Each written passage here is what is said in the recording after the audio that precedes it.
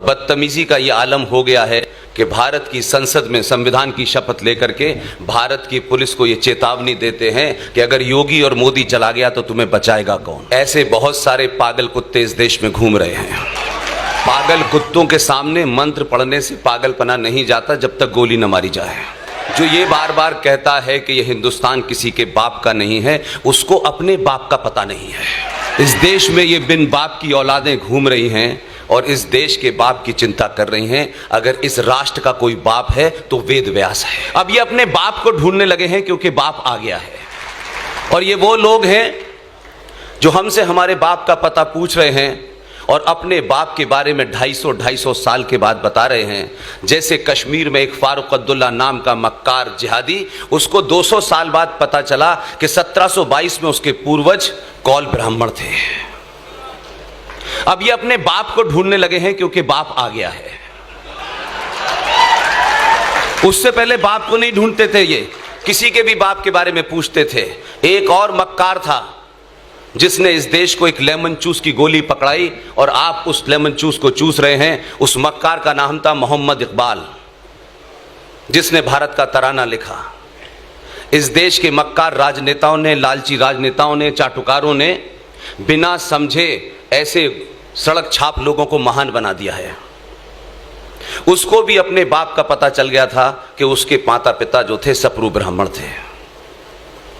उसने तराना लिखा, भारत के लोगों को बता गया कि आप इसे पढ़ते रहिए। लेकिन उसने एक तराना लिखा जिसके बारे में इस देश में बड़े बड़े दानिश्वर नहीं बताते। उस तराने का नाम है मिल्ली तराना। उसमें वो अपनी वो ख्वाहिश जाहिर करता है जिसके कारण उसकी पाकिस्तान के अंदर लाहौर में कब्र बनी हुई है। हम बिना जाने बिना सोचे किसी सब्जेक्ट के बारे में जानने बगैर हम बहुत सारी चीजों के एक्सपर्ट हो जाते हैं। इसलिए मेरा मानना है कि अभी हाल में एक घटना घटी है आपके शहर में। आपके शहर में आने से पहले मैं बहुत गुस्से में था, बहुत ज्यादा गुस्से में था। और इसलिए था कि मैं पागल कुत्तों से कोई उम्मीद करता नहीं हूं। पागल कुत्ते वही करते हैं जिस तरीके से एक पागल कुत्ते ने अपनी बहन का सुहाग चौराहे पे उठकर मार दिया, इस समाज ने उसके ऊपर प्रतिक्रिया नहीं दी, किसी ने नहीं दी। और वो जो बता रहे हैं दुनिया में इंसानियत, जमहूरियत, उनसे बड़ा कोई हैवान नहीं है। इसलिए कुछ चीजों को सच सच समझिए। आज आपके सामने संकट यह है कि आप अपने शत्रु से अपनी बात का अनुमोदन कराने के चक्कर में झूठ बोलने लगे हैं। सच कहिए, चौराहे पे कहिए, गली में कहिए, दुनिया की कोई ताकत आपका कुछ बिगाड़ नहीं सकती। हमको भी 350 फतवे रोज मिलते हैं, रोज हमको मार देते हैं सुबह 10-5 लोग फोन करके।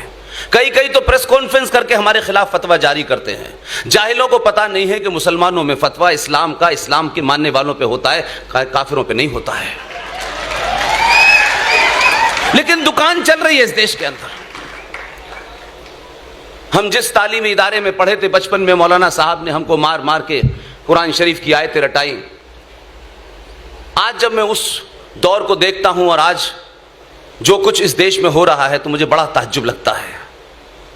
कुछ मक्कार टेलीविजन पे आ जाएंगे, कहेंगे देखिए ये भाईचारा है, ये गंगा जमुना तहजीब है। ये दुनिया के सबसे बड़े फ्रॉड शब्द हैं। मौलवी साहब की वो बात मुझे अभी भी याद है कि वो क्या करते थे कि फरमाया गया है कि जहां आप नमाज पढ़ रहे हैं और नमाज पढ़ने की जगह पर या आपके उस जगह नमाज पढ़ने से किसी को कोई एतराज है, उसमें यहां तक कहा कि अगर उसके एहसास में लगता है, उसकी आंखों में लगता है कि उसे कोई एतराज है कि यहां नमाज न पढ़ी जाए, वहां नमाज पढ़ना हराम है। यह हम पढ़ के आए थे। लेकिन आज हम ये देख रहे हैं जो अपने बाप को ढूंढ रहे हैं, जिनके बाप यहां आए थे, लुटेरे, चाहे उन्होंने अयोध्या को तोड़ा हो, बाबा विश्वनाथ को तोड़ा हो और इस देश में 40,000 मंदिरों को तोड़ा हो। इस्लाम एक तरफ और फ्रॉड और मक्कारी पूरे चरम पर है कि कुछ लोग उस मस्जिद में नमाज पढ़ने के लिए, इस देश में दंगा करने के लिए सड़कों पे उतरे हुए हैं, जिस मस्जिद के नीचे बाबा विश्वनाथ की मूर्तियां रखी हुई हैं। यह है इस देश में मक्कारी। ऐसी बातें मत करो, हम तुम्हें मारते रहें और हम तुमसे भाईचारा कहते रहें और हम ये ना बताएं कि इसमें भाई कौन है और चारा कौन है। बड़े समय के बाद 700 साल के बाद पता चला है कि भाई कौन है और चारा कौन है, इसलिए लोग परेशान हैं। इसलिए साफ साफ बात हर चीज पे होनी चाहिए। ये अलग अलग किस्म का इस्लाम जो पूरे देश में चल रहा है, कश्मीर में इस्लाम कुछ और है, केरल में कुछ और है। जहां 5% है वहां भाईचारा है, जहां 15% है वहां मानेंगे नहीं, और जहां मेजॉरिटी है वहां कश्मीर में कश्यप ऋषि के वंशजों को बिना उनके किसी कसूर के कश्मीर के अंदर मुसलमान इस्लामिक जिहादियों ने 2500 कश्मीरी हिंदू पंडितों की हत्या की, रेप किया, मर्डर किया और 5 लाख को भागने पे वापस कर दिया। लेकिन हिंदुस्तान का मुसलमान मक्कार आज भी बोलता है देखिए वो भाईचारा है, वो बाहर से आए थे, यहां से आए थे। ये नहीं कहता है कि हमें उतनी ही नफरत थी कि जिस लड़की ने अपना मजहब छोड़ करके सनातन का नाम पल्लवी रखा, उसने अपनी बहन के सुहाग को उजाड़ दिया। आपके नफरत का आलम यह है, लेकिन झूठ बोलने में सबसे आगे खड़े हुए हैं या आपको मूर्ख बना रहे हैं। इसलिए इस देश में कर्नल साहब से कहना चाहता हूं, कर्नल साहब आपकी फौज का जनरल, पहला जनरल इस देश में हुआ जिसने सच बात कही। सच बात करने के बाद इस्लामिक जिहादी इस देश में बहुत परेशान थे, जगह जगह उसका नाम लेकर के गाली गलौज की गई। उनकी जिस तरह से दुर्घटना में मौत हुई, बॉम्बे के एक बाजार में जहां मुसलमानों की गिनती ज्यादा है, इस देश की फिल्म इंडस्ट्री के एक बहुत बड़े कलाकार थे, उनकी पत्नी ने उनके लिए एक शोक सभा रखी। इस्लामिक जिहादी पहुंच गए, उनका पोस्टर फाड़ दिया और उनको श्रद्धांजलि नहीं देने दी। आखिर विपिन रावत से कुछ इस्लामिक लोगों की प्रॉब्लम क्या थी? क्यों उन्होंने ये कहा? क्योंकि विपिन रावत ने साफ साफ कहा कि भारत 2.5 युद्ध में ग्रस्त है। आपके पश्चिम में पाकिस्तान है, पूर्व में बांग्लादेश है, और इस देश के अंदर कई करोड़ जिहादी जो हैं वो इस देश की व्यवस्था को छिन्न भिन्न कर देना चाहते हैं। इस कहने से कुछ लोगों ने उसकी शोक सभा नहीं होने दी। यह है भाईचारा हमारा। इसलिए आज एक जगह नहीं, बहुत सारी चीजें करेक्शन हो रही हैं, और जब चीजें करेक्ट होने लगती हैं तो इस्लामिक जिहादी इस देश में कह रहे हैं इंटॉलरेंस बढ़ गया है। अगर ये इंटॉलरेंस भारत राष्ट्र को बचाने के लिए अच्छा है तो गली गली में ये इंटॉलरेंस बढ़ जाए तो भी अच्छा है। इस देश के हर बच्चे को इंटॉलरेंट हो जाना चाहिए उन जिहादियों के खिलाफ, उस कचरे के खिलाफ जो इस देश में जगह जगह गंदगी फैला रहे हैं, हत्याएं कर रहे हैं। इसलिए आपने गलती कोई आज नहीं की है। यह बात अलग है कि भाग्यनगर में डॉक्टर मोहन गुप्ता ने एक बड़ा काम किया है। हमने फ्रॉडों को, मक्कारों को उनके पोस्टर लगाना बंद कर दिया है।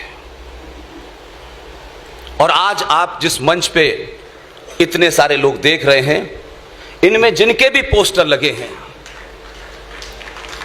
ये वो विजनरी थे जो इन मक्कारों को जानते थे।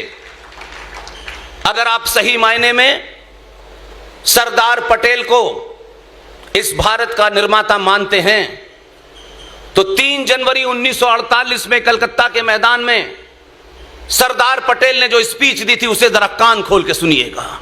आज के जमाने कोई दे देगा तो कोई कहेगा ये आरएसएस का एजेंट है, ये फलाने का एजेंट है, ये दिमागे का एजेंट है। सरदार पटेल ने साफ साफ उस वक्त के मुसलमानों को 2 टूक बात कही थी। आज कह दे तो लोगों को बड़ा बुरा लग जाएगा।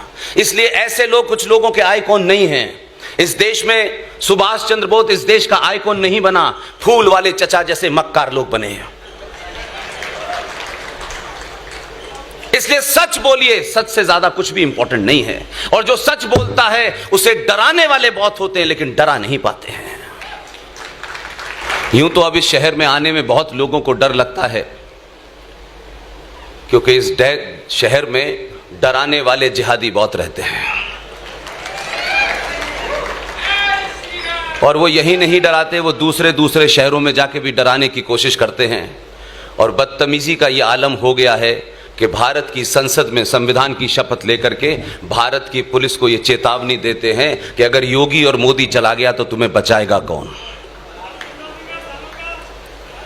ऐसे बहुत सारे पागल कुत्ते इस देश में घूम रहे हैं।